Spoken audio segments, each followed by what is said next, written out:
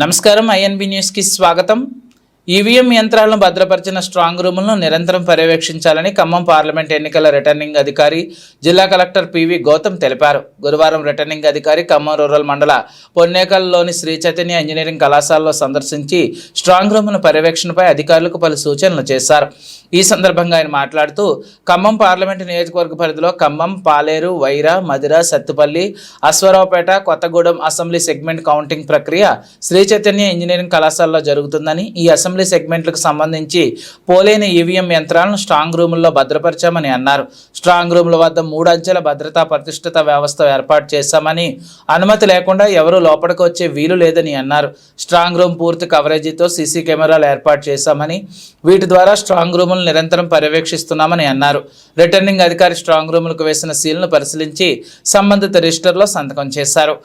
ఈ సందర్భంగా జిల్లా భూగర్భ జలశాఖ అధికారి శ్యాంప్రసాద్, ఎన్నికల విభాగ సూపరింటెండెంట్ రాంబాబు, సిబ్బంది హుసేన్, భద్రతా అధికారులు తదితరులు పాల్గొన్నారు।